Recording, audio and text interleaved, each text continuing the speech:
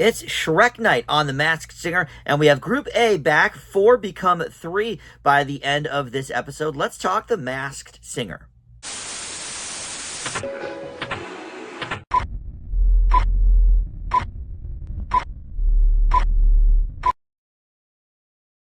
Hey guys, Dan here. This is Dan Reviews It. Welcome to my recap and reaction video for the latest episode of The Masked Singer. This is episode 2 of season 13, and it is Shrek night. Once again, we are joined by Coral, Paparazzo, Fuzzy Peas, and the Ant. And one of these will be going home, and the other 3 will be advancing to the Group A finals next week. But before we get started, let me welcome you back to the channel. If you are one of my Dan Reviews subscribers already, love that. Thank you so much. If you're not, though, please consider subscribing and click that notification bell, too, because I don't only do Masked Singer content, but a lot of movie and TV reviews. Just about every day, something goes up. So there's always a lot to check out here on the channel. But with that in mind, commenting is always very important for these Masked Singer videos because it helps sort of shape my mind on some of these singers. And I think last week, well, I'm 1 for 1 already because I got Cedric the Entertainer right. But last week I made a couple of guesses I was fairly confident about. And now I think I'm only confident about one of them, who happens to be the one going home. So that's good. We can sort of work a little more on some of these other ones. But it is Shrek night. So we start off with All Star, sang by, I think, pretty much everybody. Ken started it off in his Lord Farquaad outfit.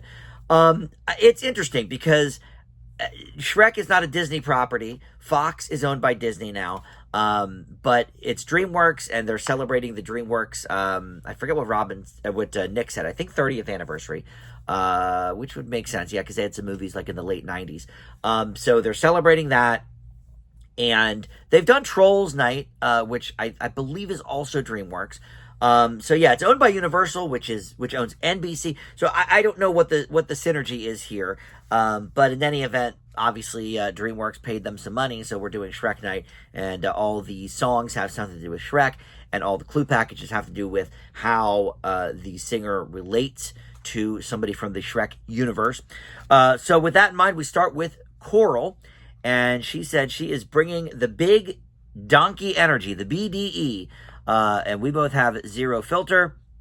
We see a spider coming down at that point. When a spell was cast and I met a leading man, and we see a comic book at that point, just like Donkey did with Shrek, I forced him to be my friend.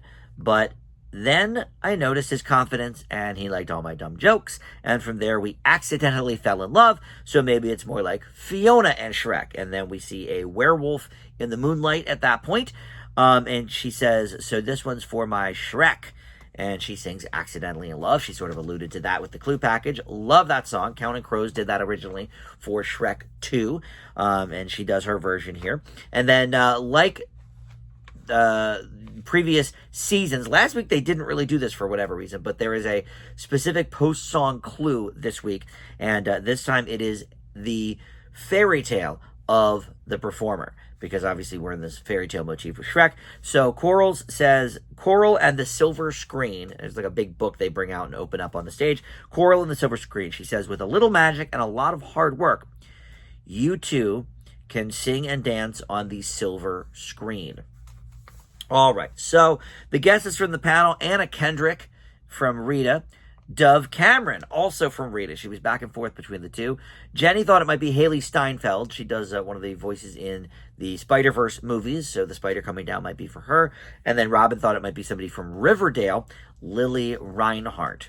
All of these, by the way, are new guesses for last week. Last week they said Bebe Rexha, Carly Rae Jepsen, Sabrina Carpenter, and Halsey. So now we've gone completely from the singers to actors that occasionally sing. I mean, all of them, except for, I guess, Lily Reinhart, have had charting hits. Even Anna Kendrick had the Cups song from Pitch Perfect. All right, so last week I sort of was in the weeds with this one, so I said Carly Rae Jepsen, which I seem to say every season. But you guys in the comments are fairly certain it is this Meg Donnelly.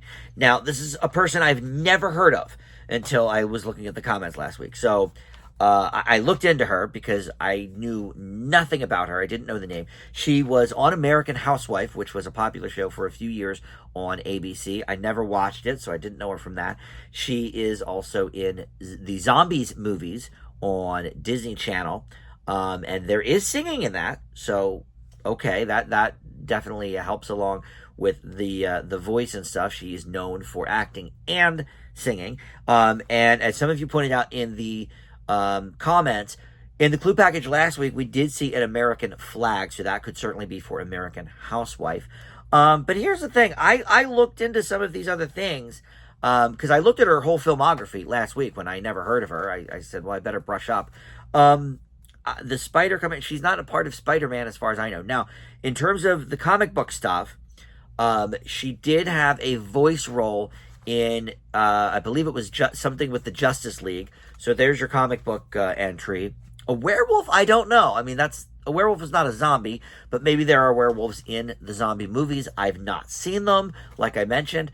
But obviously, like Twilight had werewolves and vampires, so maybe Zombies has zombies and werewolves. I don't know. But I couldn't place her with anything with that. And then here's the other thing that kind of bothers me, if it is this Meg Donnelly. She said, with a lot of hard work and whatnot, you can sing and dance on the silver screen. The silver screen is movies, not TV. Zombies, they were movies, but they were not in a theater. They were on TV. So, look, this show has no shortage of the stars boasting about themselves and perhaps thinking that they're bigger than they are, I guess, because she's only done a few theatrically released movies, and I had never heard of, I don't think, any of them. I think maybe there were 3 or 4 on her Wikipedia, and I didn't know any of them. So the Zombies movies, yeah, she sings and dances, but a TV is not the silver screen. Silver screen is traditionally a movie screen. So I don't know, but look, I agree this is probably not Carly Rae Jepsen. So for now, I guess I have to go with you guys with this Meg Donnelly. Again, don't know her. None of the clues this week seem to lead to that direction, except for, I guess, the comic book. But we did have the American flag last week for American Housewife, so sure, I'll say for now this is Meg Donnelly. All right, number 2, we had the paparazzo.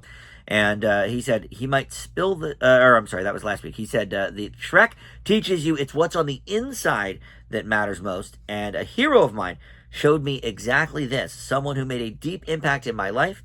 One time I got to work with the great Robin Williams. He sat me down and talked about his own struggles. And of course, now we know that was depression. He ended his life, about 10 years ago now. Is it that long? Maybe not, but that was obviously a huge tragedy. But here he was telling the paparazzo back in the day about his own struggles. We see a witch at that point, sort of on like a book cover. We see a toy horse, and then fireflies or lightning bugs as well, sort of going up into the air as he's sort of talking about this talk with Robin Williams. So he said, you never know what people are going through. And then he sings Hallelujah.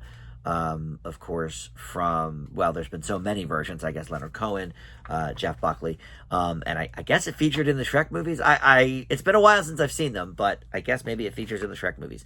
All right, and then the fairy tale for him, the voiceover prince. He said, adults know me for my acting, but kids know me for my voice. So the guesses from the panel include James Marsden from Robin. Ken thought it might be Seth Green. I like that guess, actually, a lot. And then Rita thought it might be Elijah Wood.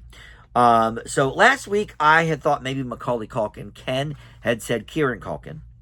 And I sort of took that ball and ran with it and said Macaulay Culkin. This person has been famous since he was very young. And took over the silver screen and all of this. So in the comments, you guys were all about Matthew Lawrence. Now, he is the brother of Joey Lawrence, and as such, he was a part of the final season of Joey Lawrence's show, Give Me a Break, back in the day. So, yes, he certainly did start out acting young, but then he was on Boy Meets World. He dated Danielle Fishel, and last week it said that he took America's Sweetheart to prom. So, if they were dating around that time, then that makes sense. He would have taken Danielle Fishel to prom. Certainly one of America's Sweethearts back then was Topanga. And with the Robin Williams clue, looks like Matthew Lawrence, right? Because, of course, he was in Mrs. Doubtfire. That was probably his most famous movie role. But here's my problem with Matthew Lawrence. I still can't connect him to a lot of the people that were mentioned last week, like Jim Carrey, Adam Sandler, and Chris Farley. I can't put him with any of those people. As far as I know, he has not been in any of their movies. Now, again, took over the silver screen. Are we just being boastful? I mean, Matthew Lawrence has never taken over a silver screen. I like the Lawrence brothers, but let's be a little bit real about that. And again, if the silver screen is for movies and not television, Mrs. Doubtfire is about the pinnacle for him. Now, he did play a young Steve Martin in Planes, Trains, and Automobiles, and he did mention Steve Martin last week, so that part tracks. And the voiceover stuff, the only real item of note with his voice is he is part of the voice cast, the American English voice cast for Kiki's Delivery Service, which is an anime film, and they usually do the traditional voice acting from Japan, and then they'll do a second version with American voice actors. So he did that. But in terms of kids would know me from my voice, okay, it's frustrating, because if this is Matthew Lawrence, a lot of these are red herring clues. I feel like this person is not a household name by any stretch of the imagination. So saying things like taking over the silver screen is certainly a bit of hyperbole. But I don't really have a better guess. I mean, I don't really think it's Macaulay Culkin anymore. I don't believe he worked with Robin Williams, so that doesn't quite track. And again, the voice stuff. The other thing I have with Matthew Lawrence is he does host a podcast called Brotherly Love. Again, not something I think kids would gravitate towards when he says kids would know me for my voice. But I do think certainly maybe he's had Jim Carrey on the show. I mean, obviously he hasn't had Chris Farley on his podcast. Chris Farley passed away way before podcasts existed.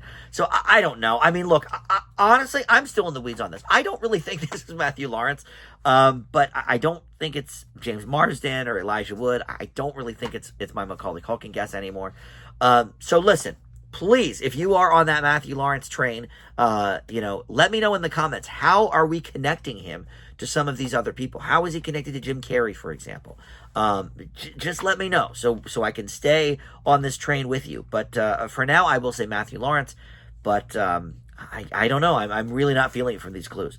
All right, so next is the Fuzzy Peas, and he is the one who got voted out. So we will go through all the clues and then go directly to the Take It Off before we get to Ant. And he says, I capture the magic of Puss in Boots. I'm scrappy, been known to throw down any fight, and so charming. And we see a tiny little dog, not like a dog toy, but like a little dog figurine, I guess you would say.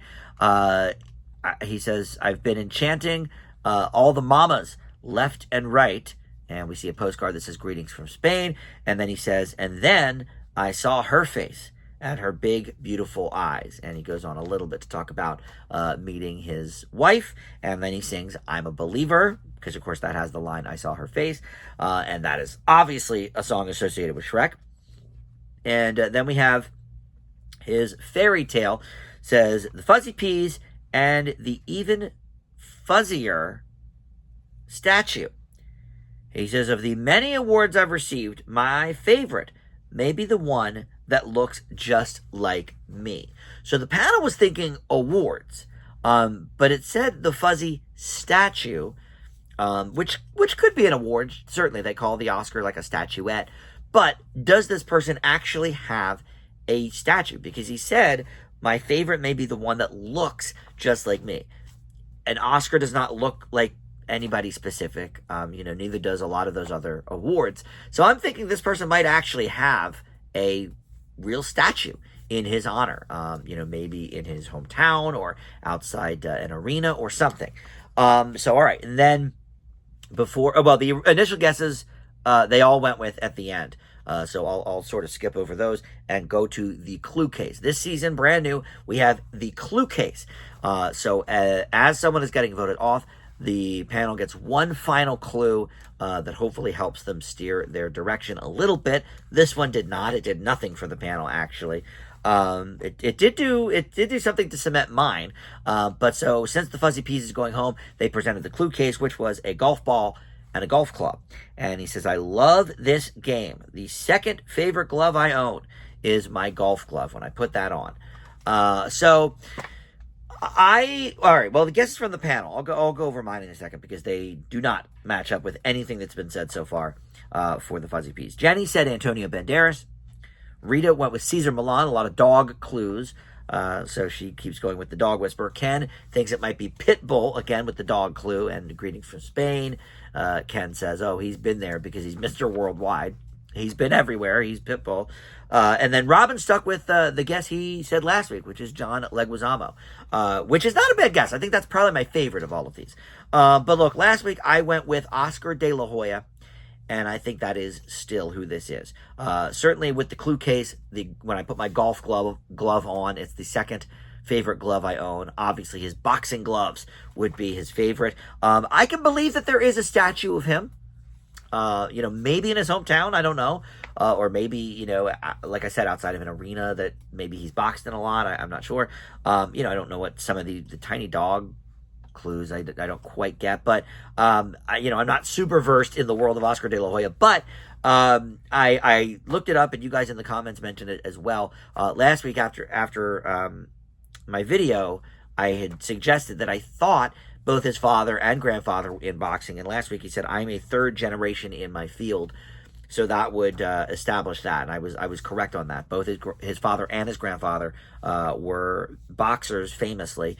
And just all the other things that we've seen. The Golden Globe last week, I think, is for his Golden Gloves. He was nominated for a Grammy alongside Shakira and Christina Aguilera for his music album in 2001. So I'm sticking with my guess. The panel has not said this at all, but I thought it was pretty clear from last week. Is this Oscar de la Hoya? Let's go to the Take It Off and see. He's got the men in black to help him because that costume is so cumbersome.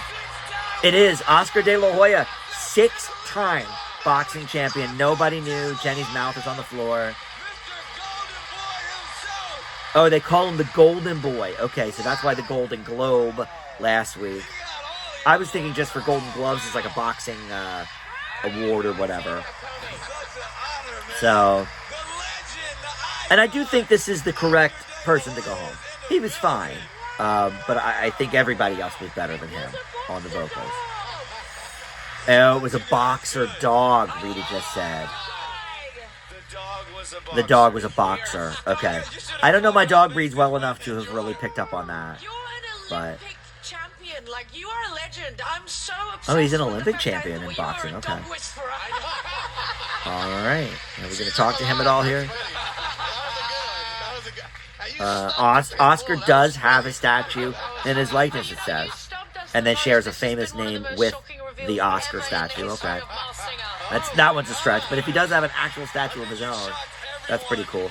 The golf glove is a clue to winning. Oh, to winning the National Golden Glove in '89. Okay, I knew Golden Glove was a boxing thing. You know what? Okay. It's a lot of fun. My gosh, behind the mask, that you can hide from the world and just be yourself and have fun. He looks great. Yeah, I loved it. I had the best time of my life. Thank you, everybody. Thank you. All right, that's nice. I like that they haven't done this for many, many seasons, but while they were talking to the panel, they sort of flashed those things that I was saying about the statue and about the Golden Gloves on the screen. They used to do that. They would like connect some of the clues that maybe the panel didn't mention or whatever. I'm glad they're doing that again because sometimes they just don't ever mention anything again, and it's left to the audience to look it up. So, all right, well, I am 2 for 2 then for this season so far, so that is good. But let's go now to our final contestant, which is the Ant. She said, every fairy tale has a villain, and I've certainly had mine. Like Fiona, I was trapped in a tower, frozen and isolated because of someone else's dark motivations. We see a clock that, like an alarm clock that says 6 o'clock on it. Alarm clock with hands. I don't know if that's different, for the clue, but it's not a digital alarm clock. It's a analog. He was oppressive. We see hairspray at that point. She's like spraying his picture. It's a picture of Lord Farquaad, but oppressive, vain, and cruel. And To get ahead, I'd have to obey and be submissive, sweet, and silent. But eventually I took a look in the mirror and realized I had to take control of my story. Secrets make you sick. And we see a compass at that point pointing west. All right, and the song she sings, Wide Awake by Katy Perry. I'll be honest, I don't know what that has to do with Shrek, but I don't know. Sometimes these are a little bit of stretches. Look, they've had a lot of Shrek movies. Maybe in one of the later ones, Wide Awake wouldn't have been released when the first, 3 were out, but maybe the fourth one had Wide Awake in it. I don't know. But anyway, her post-song clue, the fairy tale for her, The Golden Ant. She said, my golden voice got me 2 certified platinums. So the guesses from the panel, Ken went with Kesha, who was mentioned last week, but I think not by Ken. I think it was mentioned by Robin maybe last week. But Kesha certainly has had her struggles in the music business, specifically with Dr. Luke, her producer. And that was my original guess. Last week I had said Kesha.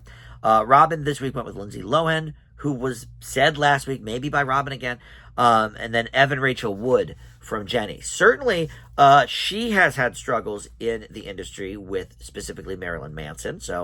And she's had, legal issues with him. So I don't hate that guess necessarily. Lindsay Lohan, look, I think Lindsay Lohan has certainly had her troubles, but I think we're talking about someone here who was oppressive and abusive, potentially from a legal standpoint. And I think Lindsay was not quite there. Yeah, she had showbiz parents, and her parents were not great. But I think we're going a few steps beyond that with these clue packages. So, all right, last week, since I said Kesha, I reached out to my dear friends Paul and Derek, the Kesha experts in my life, and they watched the show as well. So I said, hey, listen, when you get a chance, check out The Ant. Do you think that sounds like Kesha? Because certainly the clues were matching for me. And Paul said no, he does not hear Kesha there. So I'm like, okay, who else could it be then? And his husband Derek said maybe it's Aubrey O'Day, who was in Danity Kane and worked a lot then in the early days with P. Diddy, Puff Daddy, whatever. I guess back then he was Puff Daddy, now he's P. Diddy, or just Diddy, I don't know. But whatever, obviously he's, going through his legal issues, and we're learning a lot about what was going on around the early 2000s, and that is when Danity Kane was formed. I think, if I remember this right, that was part of a reality show, yeah? Like Making the Band or something like that. And so I know her. I didn't watch that show, and I'm only vaguely familiar with Danity Kane's music, but I know her from another reality show. She was on The Apprentice, one of the early seasons of Celebrity Apprentice. And so here's what I know about her. She certainly was, stifled by the Puff Daddy machine and Puff Daddy himself. And she was in Hairspray on Broadway, and we see the Hairspray in this clue package today. So I like that connection. The other thing I think about Kesha, Katy Perry just last year worked with Dr. Luke on her new album, and she was crucified for it. I don't see a world where Kesha is performing a Katy Perry song right now. That just makes no sense to me, because that that was who Kesha, that's Kesha's monster, and all of these things that have been described, with Dr. Luke in mind, if it's Kesha. But if Katy Perry just worked with him last year, amidst a lot of criticism, there's no way Kesha is singing a Katy Perry song, in my opinion. So I have to throw her out for that. Although the alarm clock, she even says in TikTok, the song, Kesha says, wake up in the morning feeling like P. Diddy, which I'm sure she regrets now. But yeah, I actually like the Aubrey O'Day thought. Especially with the Hairspray clue. Certainly, Danity Kane did have some platinum records at the time. They were sort of towards the end of the CD boom, of the late 90s and early 2000s. So I could definitely believe she has a couple of platinum records to her name with Danity Kane. So yeah, I will say Aubrey O'Day at this point for The Ant. I believe the next one to go home is going to be The Coral. I actually was not super impressed with her performance this week. I think the top 2 in Group A moving forward will be The Paparazzo and The Ant. If I had to say now, I would say probably Paparazzo is going to move into, the final 5 or whatever they're going to have, the final 4 or 5. But for now, we will stick with, these 3 that we have are all moving forward, I guess. Coral, Ant, and Paparazzo. My guess would be Coral is going to be the next one going home. But if I remember correctly, I think they eliminate 2 in the finals because only 1 can move forward. And then if they decide to save 1 with the Keep It On bell. So if I had to say 2 were going home next week, I think it's going to be Coral and Ant. But we will see what next week brings. Maybe they will shock me and delight me with their performance, whatever that will be. I don't know what the theme is next week, but we'll find out. And I'll be with you for that journey. So thank you so much for watching, and I'll see you next time. Bye.